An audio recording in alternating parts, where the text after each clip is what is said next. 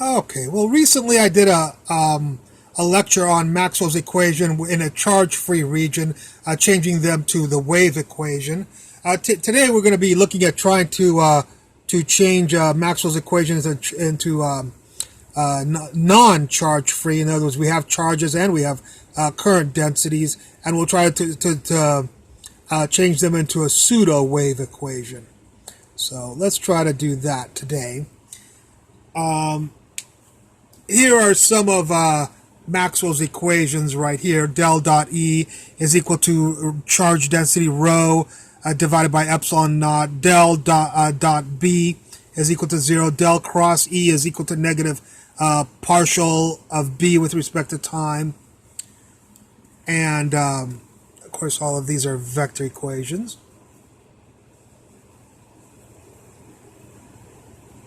All right. Okay. So we're going to do what we did in the last lecture, and that is take this is these are the four Maxwell's equations here. We have del cross B is equal to mu naught J, the current density, plus mu naught epsilon naught partial of the electric field with respect to time. And we'll take del cross of both sides. So del cross this is this. Del cross this is right here. Del cross this we bring inside, of course, right there. As we discussed, this is an identity. If you ever have del cross vector, it's del, not dot, because this will be a scalar. So there's nothing there. It's just del dot B here, because these two are vectors. But they'll make a scalar, and then we'll multiply del times that scalar, not dot. Okay, so here we'll have del squared. Del squared, the magnetic field B, equals mu naught del cross, because we took the cross product of both sides, so del cross J, the current density, plus mu naught epsilon naught, and then del cross E, we've already, is right here. That is the same as negative partial of the magnetic field with respect to time. Alright, so that became that, this became this, and this became those two things. Well, del dot B, of course, is 0 always, right here. There's no monopoles in physics, or presumably, although some physicists would like there to be. So this will go to 0, and you'll get this guy right here. Okay, I put this over here, and I put this over here, and what I did is mu naught epsilon naught. Of course, mu naught epsilon naught is equal to 1 over c squared.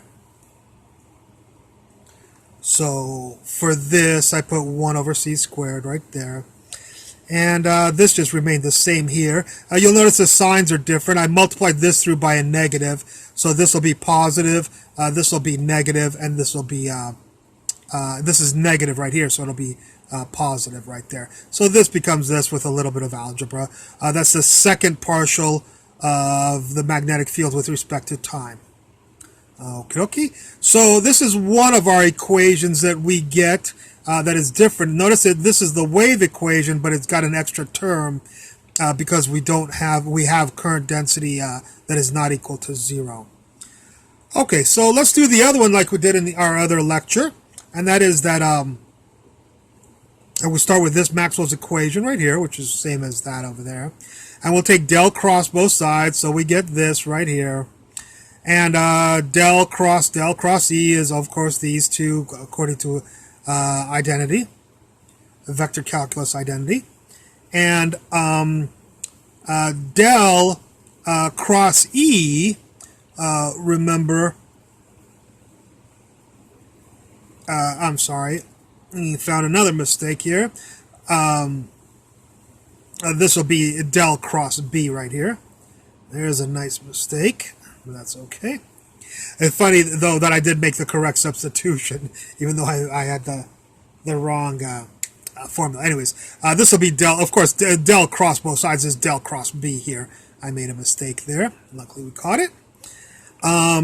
Anyways, what is del cross b? Well, del cross b is this Maxwell's equation. So you get mu naught j. There's the mu naught and the j. And then mu naught epsilon naught dE dt. That's, of course, 1 over c squared dE partial e with respect to t right here. So in for del cross b, we put all of this stuff, substitute this stuff right here. And there's a negative partial with respect to t here.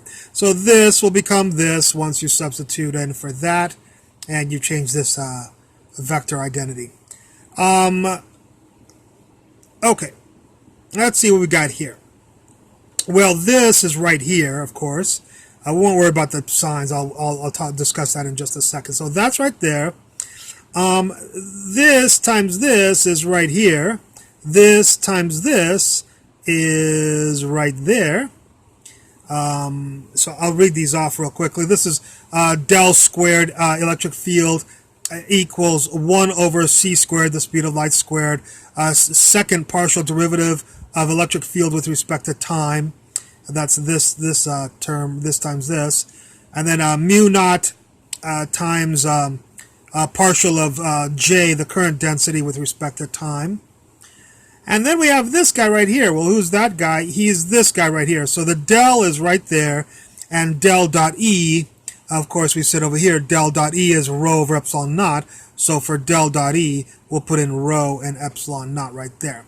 So this went right here. The mu J partial T is right here. This is right here, and this is right here. Now let's discuss the negatives real quickly. I multiplied through by a negative. That'll make this positive.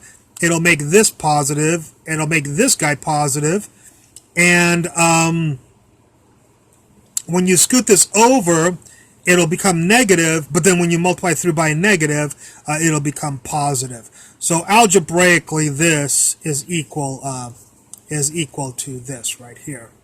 And again, similar to the equation that we got here, where this was the wave equation plus an extra term or minus an extra term, here we have the same wave equation that we got on my previous lecture right here, but now there's actually two new terms here, one for the charge density and one for the current density with the electric field. The magnetic field only had a current density extra term there. All right, so these are the two equations that we develop when we have a non-charge free and non-current current density free quantity. We're going to try to simplify those a little bit. Actually, I'm sorry. Before we do that, let's take a look at this equation right here. Another, again, the Maxwell's equations that we had before. One of Maxwell's equations right here. And this time, instead of doing del cross both sides, we'll do del dot both sides. So del dot this is this, del dot this is this, and del dot this is this right here. There's an identity, of course. Del dot del cross b is equal to 0. So this is this. This is this right here. And this del dot E we already have stated is rho over epsilon naught. The charge density divided by epsilon naught is this del dot E right here. That person is this person right here. So everything's there. You'll notice that the mu naught is missing right here from this island. Well, I divided through by mu naught when this is 0. So no mu naught and no mu naught. You'll have the epsilon naught right there. And if we do a little bit of algebra to this, we can, scoot this over to be there. The epsilon naughts are constant, so they'll cancel out. So you'll just get scoot it over. You'll get a negative partial of rho charge density with respect to time, and the del dot J right here. Okay. So this analysis right here leads us to this, which is what's called the conservation of current density and charge density or charge. All right. Now, now that we have this, let's remind. I rewrote the two equations that we derived on the previous pages are sitting right here. So these two equations are the ones on the previous page. You can rewind the video if you like. And so we have these three equations. Let's call this equation 1, equation 2, and equation 3. What I'm going to do is subtract equation 1 from equation 2, or equation 2 minus equation 1. So, before we do that, I'm sorry, E is equal to CB if it's the same electromagnetic wave, if the two are connected. And so are dependent, E and B. If they're dependent, then E equals CB.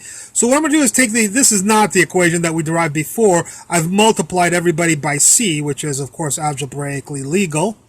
And here we get CB, here we get BC or CB, and here we get a C right here. I put them in red so that you would notice that's the only difference between before and after. I did something that's algebraically ethical or legal. And so now CB is the electric field. So this is the electric field. So we would do equation 2 minus this. It's del squared electric field. CB is electric field. So this minus this will give us 0. This minus this, well, BC is electric field. So these two terms are the same. So that'll give us 0. And then we'll have this and this right there and right there, minus this, which of course will change that to a positive right here. All right. So when you take this equation and you take this equation and substitute for CB and BC, the electric field, and take this equation minus this equation, you'll get this equation right here. And what I've done here is I've divided by mu naught, so this will be gone and that'll be gone, gone. And then when you divide this by mu naught, you'll have mu naught epsilon naught, and mu naught epsilon naught on the bottom is equal to c squared on top. So the mu naught and epsilon naught is equal to the c squared on top. So the mu naught's got, there's the c, there's this, there's this, and then mu naught there is gone, and mu naught epsilon naught turned into c squared. So this becomes this if you do these two processes right here. And actually, this lecture, I'll probably have another part 2 to this lecture, but I'm actually going to stop with this interesting equation that we've derived from the Maxwell's equations. And that equation states that the partial derivative of the current density with 0 equals the partial derivative of the current density with respect to time plus speed of light squared del times the charge density function plus the speed of light times del crossed with the current density vector function. All right. So for right now, we're going to leave that alone. And like I said, I promise you, we will try to further extrapolate some sort of meaning behind this equation. But for right now, I'll leave it to you guys to try to find it out before I do and make your own videos.